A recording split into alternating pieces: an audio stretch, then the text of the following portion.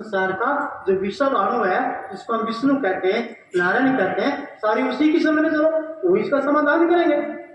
तो सारे देवताओं को लेकर शिव जी महाराज वहां पहुंच गए। अब जब विष्णु की समझ में गए सारे देवता, अब वहां जाके कह रहे सारे देवता,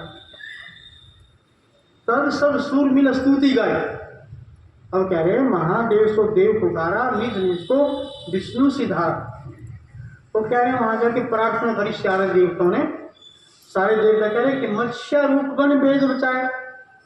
भगवान को कह रहे भगवान श्री हरि नारायण आपने मत्स्य का रूप धारण किया, सारे वेदों को बचाया।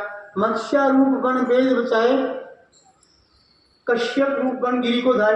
कहता कश्यप का रूप धारण करके अपने गिरी पर्वत के नीचे वहां जाके उसको संभाला।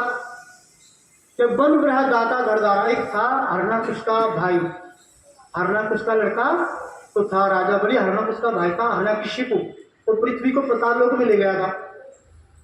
उन्होंने क्या वन ग्रह दाता धरदारा।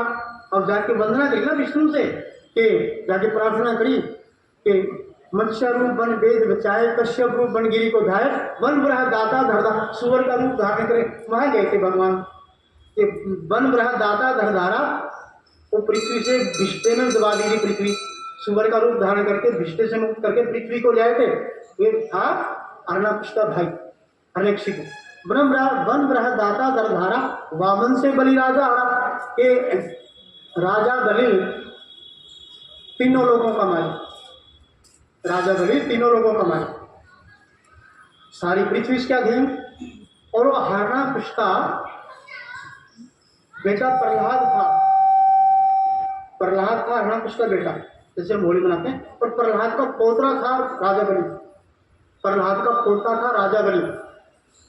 जो आज कह रहे हैं ना लोग देव सयानी कादशी, देव उठानी कादशी बोलते हैं ना आप लोग, तो देव सयानी कादशी में क्या होता है कि विष्णु को राजा बलि के दरबार में जाना पड़ता है, वहां ड्यूटी देनी पड़ती है 4 महीने, जिससे संत लोग भी उपवास करते हैं ना।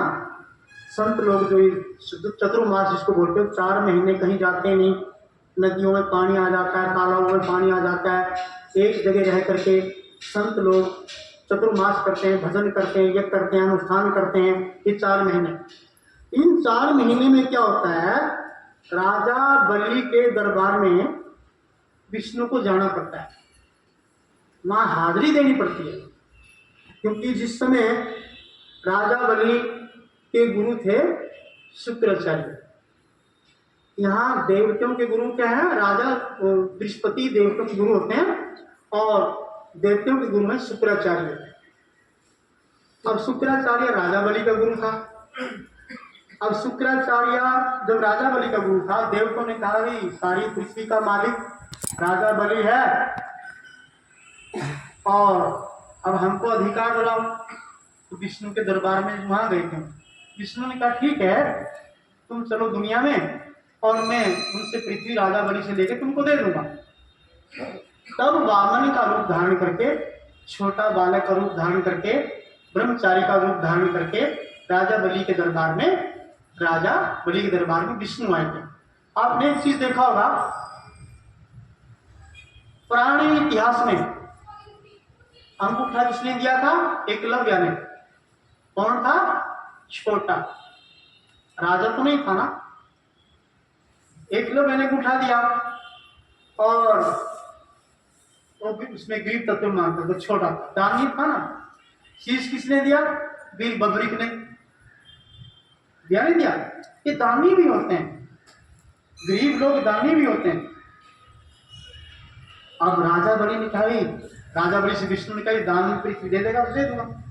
गरीब दानी भी होता है, उसको पता है एक टाइम की रोटी भी तो है, कोई निकल के देखा जाएगा आज वाली देगा।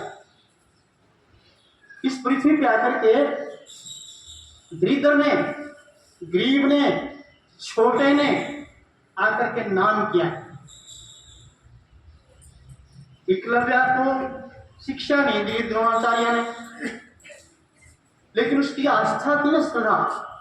द्रोणाचार्य की तस्वीर बना के उससे उन्हें तीरंदाजी सब सीख लिया। अब अर्जुन को कहा कि तुमने तो कहा था तुम्हारे मुकाबला कोई दूसरा चेला नहीं बनाऊंगा मैं, ये कहां से आ गया? अरे द्रोण शिष्य बता रहा।